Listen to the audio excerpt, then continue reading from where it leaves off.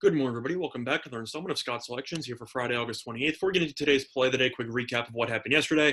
Unfortunately, similarly to the day prior, our play ended up getting voided as we had the Islanders on the money line at plus 100 on Fox Bet. However, as a lot of you know, the sports world kind of shut down once again yesterday. Hockey, after deciding to play on Wednesday, ended up having a late scratch of all activity on Thursday. And for that reason, there was no hockey. Now, there is going to be no basketball again on Friday, but does look like they are going to be back on Saturday. The NHL is kind of the same story. No games tomorrow, potentially back on Saturday. And baseball, you've had a couple of games being played. Other games have been postponed. There's no lines out for baseball because of the fact that nobody really knows if any games are going to happen. So for that reason, I don't know about you, but I'm personally tired of my plays being voided. So I'm not going to bother guessing on which games are going to happen. So for that reason, we're going to be looking at a future here on something that's going to be starting in a couple of days, and that will be the U.S. Open for tennis. Now, for those of you who remember some of my videos on StatSalt when I was doing the Scott Selections videos over there, I ended up doing a couple of plays on tennis, and I am very fascinated by tennis. So for that reason, we're going to be looking at the futures market. It will be on the men's side of the U.S. Open.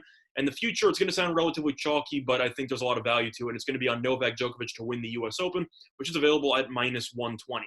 Now, even though a lot of people always know that the U.S. Open is the fourth Grand Slam, if you were not aware, they kind of shuffled it around, kind of like the Triple Crown on horses, and now the U.S. Open will be second, followed by the French Open, and then Wimbledon will be last, if they even have Wimbledon at all. Now, the U.S. Open is going to be starting in a couple of days, and as far as I know, tennis ended up stopping yesterday, but they are going to be resuming on Friday, and the Grand Slam is in no jeopardy whatsoever, at least at the time of recording. Fingers crossed. So we're going to be going with Djokovic at minus 120.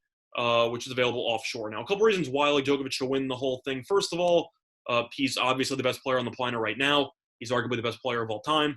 He's currently in the middle of a tournament, and he has not dropped the set yet. I know he's going to play Batista Agut later in the morning, so we'll see how he does there. But at the end of the day, Djokovic is just miles ahead of everybody else on the field.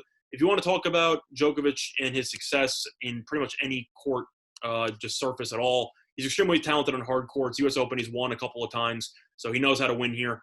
And one thing that's going to make his trip a little bit easier is the lack of serious competition, as a lot of people dropped out. And I'm going to go through all of the people that did so right now. If you want to break it down, you have a couple of huge names and some other guys who are very good if you follow tennis, who some of you might not be fully aware of. So I'm just going to run down everybody here. First of all, the main ones, obviously, are Roger Federer, who is not going to be there, alongside with Rafael Nadal, who also will not be there for different reasons. Federer's not going to be there because he's having surgery. He's going to be out for the year. Nadal didn't want to travel for COVID, so he is not going to be there as well. Other than that, you do have a couple other people who are going to be dropping out.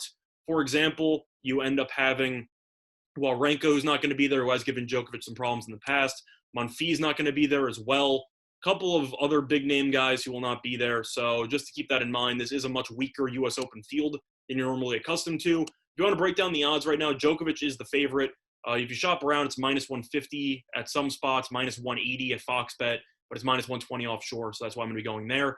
The second favorite is going to be Dominic Thiem, who is struggling, to say the least. He ended up losing in his first-round match against Krajinovic, and he got absolutely smacked. So I question the current form the team's in. Medvedev ended up losing in the same tournament that Djokovic was in earlier, and he is arguably the second or third favorite here, as he ended up being the runner-up last year before losing to Nadal. But he lost to Agut, and he has not looked that sharp, especially with his serve.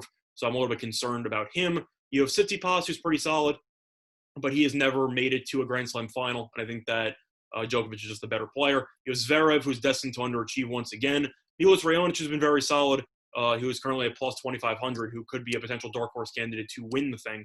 But if you really want to just break it down, Djokovic is just so far ahead of everybody else. And I think that definitely says a lot with regard to just how valuable the lines are. He's being priced like Nadal in the French Open, and I think that Djokovic should be higher. I think he should be around minus 160 to minus 180. Just to go through all the names in case I missed anybody who is not showing up. Federer's going to be out. Fognini's going to be out.